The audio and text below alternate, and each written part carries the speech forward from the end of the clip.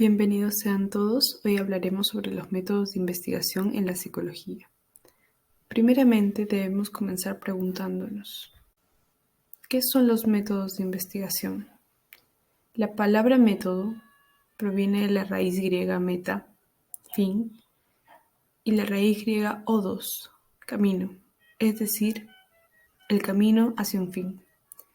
Los métodos de investigación son estrategias, herramientas o procedimientos utilizados como medio para recopilar datos, con la intención de descubrir información novedosa o vislumbrar el panorama sobre un tema ya estudiado. En la psicología podemos encontrar diversos métodos de investigación, tales como el método descriptivo. Como su nombre lo indica, se dedica a detallar, describir y enumerar características del objeto estudiado. Los psicólogos eligen este método de estudio cuando desean describir un fenómeno tal como ocurre, de forma minuciosa y exhaustiva en todos sus aspectos. En este método, el investigador no debe influir ni manipular variables respecto al objeto de estudio. Se debe dedicar únicamente a registrar y observar la conducta para luego interpretarla. Como ejemplos tenemos la observación natural, las encuestas y el estudio de caso. Cuando se aplica el método de observación natural, los investigadores pueden observar varios aspectos de la conducta con sumo cuidado, pero única y exclusivamente en el ambiente en que dicha conducta ocurre naturalmente, es decir, no puede ser en un laboratorio o en un simulador. La encuesta es un método que facilita el recojo de datos mediante cuestionarios y así nos permite reflejar el pensamiento colectivo para predecir el comportamiento, pensamiento o sentimiento de la mayoría.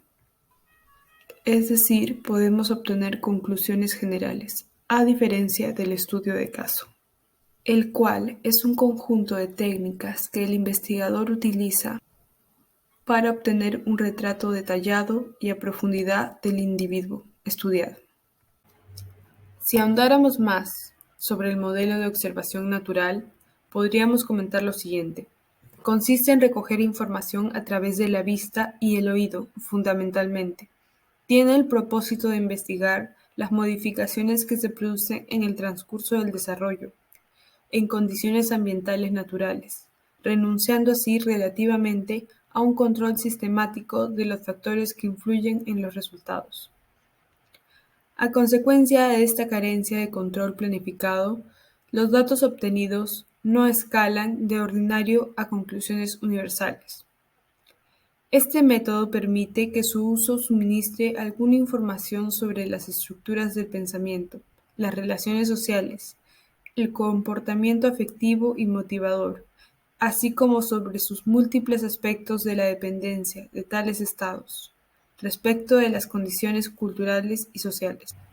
No hay que confundir este método con el método clásico de observación extrospectiva, pues en tal caso, sí hay un control planificado sobre las variantes.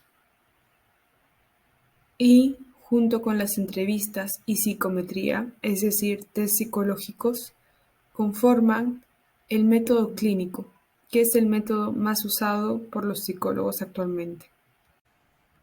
El método experimental. Dentro de los métodos de estudio de la psicología, el método experimental tiene como objetivo dilucidar cuál es la relación causa-efecto a través de la manipulación intencional de una de las variables. Es por ello que busca controlar aquellas influencias que puedan afectar significativamente esta relación causal. Son los llamados estudios de laboratorio. Este método tiene la ventaja de ser objetivo.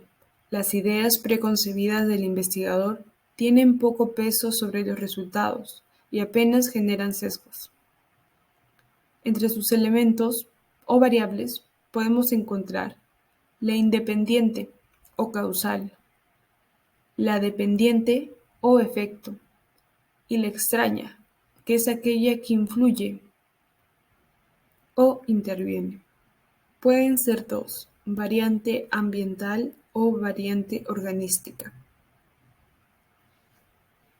También dentro de los experimentos podemos encontrar los dos siguientes grupos, el experimental y de control. El grupo experimental son aquellas personas que reciben influencia de la variante independiente. Y el grupo control es aquel que no recibe influencia de la variante independiente, pues sirve para controlar resultados y compararlos con el grupo experimental. Método correlacional. Cuando hablamos de correlación nos referimos a la asociación entre dos variables, es decir, mediante este método buscamos establecer una relación natural y no causal entre variables. Con este método también podemos generar predicciones. Los psicólogos utilizan el método correlacional para obtener información acerca de fenómenos imposibles de reproducir en condiciones de laboratorio. Las relaciones que podemos encontrar pueden ser positivas o negativas. Cuando hablamos de una relación positiva, me gusta traducirlo como directamente proporcional. Es decir, cuando una variante se incrementa, la otra también crece. Cuando hablamos de una relación negativa, hablamos de una relación indirectamente proporcional, es decir, cuando una variable aumenta, la otra disminuye. Finalmente, y quizás un poco menos conocido, el modelo informático. Otra forma de estudiar el comportamiento es a través de modelos informáticos. Consiste en elaborar una teoría acerca de cómo funciona un proceso mental concreto, por ejemplo, el reconocimiento de palabras, y crear un programa que simule este proceso tal como pensamos que ocurre. Entonces, se pone a prueba diferentes hipótesis a través de este programa, realizando simulaciones tal como las habría hecho un humano. No obstante, la validez de este hecho depende de lo válida que sea la teoría que lo sustenta.